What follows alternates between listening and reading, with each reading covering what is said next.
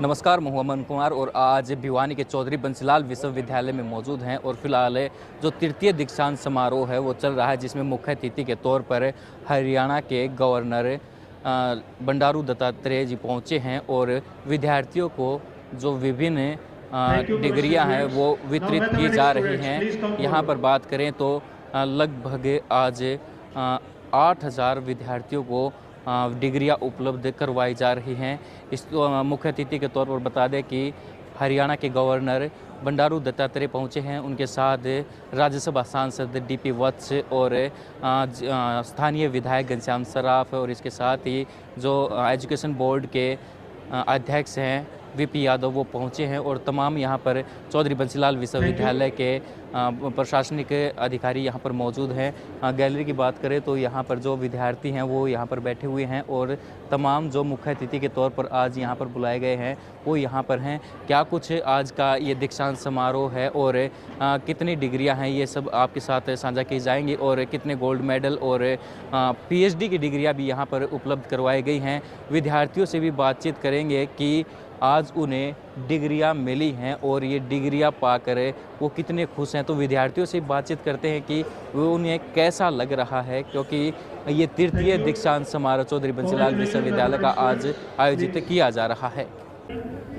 चौधरी बंसीलाल विश्वविद्यालय द्वारा आज जो पीएचडी जिन्होंने पूरी की है उनको डिग्रियां वितरित की गई हैं और जो पहली डिग्री मिली है वो अगिन जी को मिली है। अगिन जी, आपको बहुत बहुत शुभकामनाएं जो चौधरी बंसीलाल विश्वविद्यालय की तरफ से पहली पीएचडी की डिग्री दी गई है। तो आपका कौन सा सब्जेक्ट था और कितनी मेहनत से पीएचडी होती है? जो बच्चे पीएचडी करना चाहते हैं उनके लिए क्या कहेंगे? सर, गणित विषय में मैंने पीएचडी की है और मेरा जो कोर विषय था वो था थ्योरेटिकल सिस्मोलॉजी जी। आप इसको कह सकते हो भूकंपीय अध्ययन जी। हाँ जी, और सर मेहनत तो करनी पड़ती है पढ़ने के लिए जी जी। तो नए बच्चे होते हैं सिर्फ सोचते हैं कि हमने बीए कर ली, एमए कर ली, वहाँ तक सीमित रह जाते हैं, उसके बाद जॉब की तरफ भागते हैं। अगर आप अध्ययन क्षेत्र में आना चाहते हैं, शिक्षक के रूप में अपना भविष्य संवारना चाहते हैं तो देखना आपको उस पर्टिकुलर उसमें ना आपको आगे पढ़ना ही पड़ेगा और उसमें आप रिसर्च किसी पर्टिकुलर टॉपिक पे वो करना बहुत आवश्यक है। सभी विद्यार्थियों के लिए ये मेरा है। हाँ, कई बच्चों को जैसे पीएचडी करते हैं उनके गाइड तो होते हैं लेकिन दूसरे गाइड की भी उनको जरूरत पड़ती है। तो अगेन मेरे गाइड प्रोफेसर दिनेश कुमार मदान है और मुझे और किसी के मार्गदर्शन की आवश्यकता नहीं पड़ी। सर बहुत सक्षम है, अपने फील्ड में बहुत महारथी हैं। अगर आपसे कोई भी विद्यार्थी मदद लेना चाहे तो अवश्य कभी भी आ सकते हैं। तो जिस प्रकार से अगिन जी ने पीएचडी की पहली डिग्री चौधरी बंसीलाल विश्वविद्यालय से ली है और जो तमाम बच्चे जो पीएचडी करना चाहते हैं और मैथ से करना चाहते हैं तो उनके लिए भी अगिन जी के खुले दरबार हैं। कभी भी आकर उनकी कोई समस्या है तो वो उनसे पूछताछ कर सकते हैं, वो उनकी मदद जरूर करेंगे। Thank you. तो फिलहाल चौधरी बंसीलाल विश्वविद्यालय में छात्राएँ हैं जिन्होंने डिग्रियाँ ली हैं और सेल्फी लेकर इस मोमेंट को कैप्चर कर रही हैं।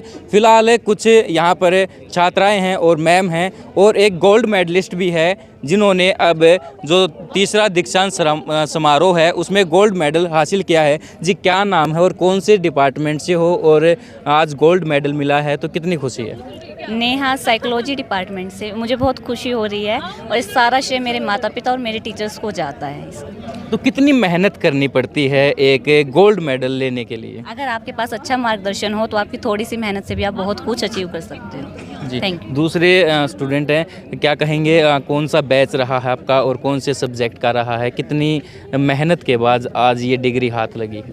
सर, बैच मेरा 2020 से 2022 रहा है और मैं एमएससी साइकोलॉजी स्टूडेंट हूँ।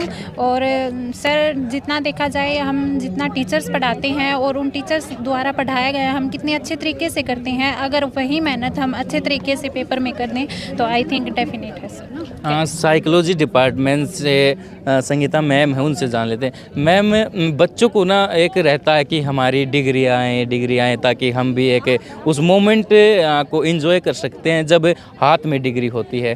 तो आज वो मोमेंट उन बच्चों के लिए है तो आप भी उनके साथ खड़े हैं। तो बच्चों को कितनी मेहनत से अपनी जो मास्टर डिग्री है वो करनी पड़ती है और जो एजुकेशन सिस्टम है उसको लेकर क्या कहेंगे?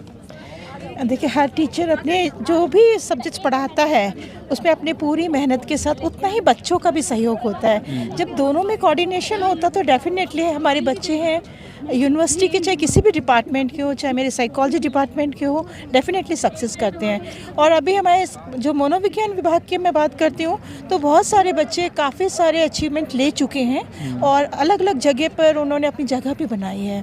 तो मुझे बहुत ही खुशी हो रही है आज अपने दीक्षांत समारोह में यहाँ पर जो हमारे बच्चे आए हैं, और मैं भविष्य में इनकी कामना करती हूँ शायद ये अच्छी अच्छी जगह पर पोस्टिंग इनकी होंगी।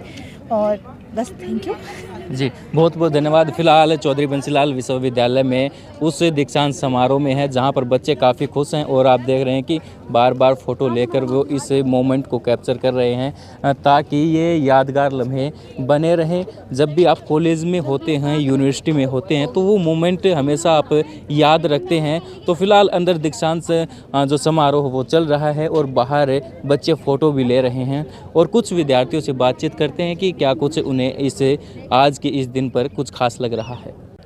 विश्वविद्यालय द्वारा आज 22 विद्यार्थियों को गोल्ड मेडल दिया गया है। इसमें से दो लड़के हैं उनको गोल्ड मेडल मिला है और बाकी जो लड़कियां हैं उन्हें गोल्ड मेडल दिया गया है।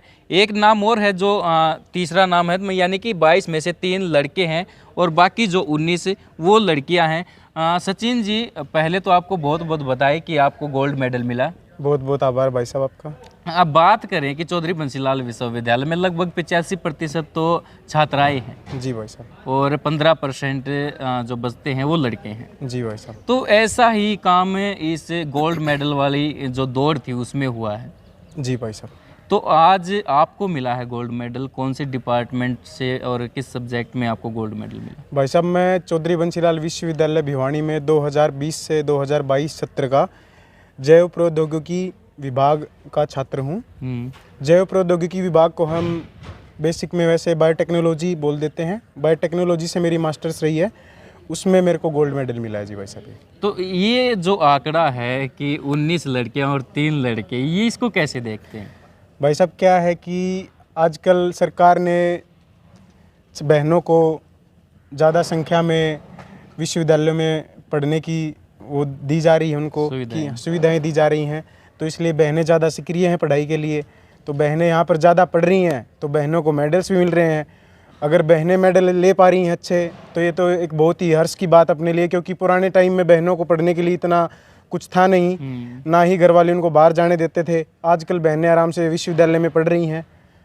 तो ये काफ़ी अच्छी बात है कि चौधरी बंसीलाल विश्वविद्यालय में जो छात्राएं हैं वो अपनी पढ़ाई को लेकर लगातार आगे बढ़ती जा रही हैं और आज 19 छात्राओं को गोल्ड मेडल मिला है और काफ़ी ये सराहनीय कदम है चौधरी बंसीलाल विश्वविद्यालय का भी और उन छात्राओं का भी और सरकार का भी, क्योंकि सुविधाओं के साथ साथ लड़कियां जितनी तेज़ी से आगे बढ़ रही हैं। भिवानी की बात करें तो छोटी काशी भिवानी को कहा जाता है, खेल नगरी भिवानी कहा जाता है। और इसके साथ ही अब शिक्षा के स्तर में भी, चाहे वो बड़े अधिकारी स्तर की जो नौकरियाँ उनकी बात करें, उनमें भी लड़कियाँ आगे बढ़ कर आ रही हैं। और चाहे मास्टर डिग्री की बात हो या फिर PhD की बात हो, तो उसमें भी आगे बढ़कर हिस्सा ले रही हैं और गोल्ड मेडल प्राप्त कर रही हैं।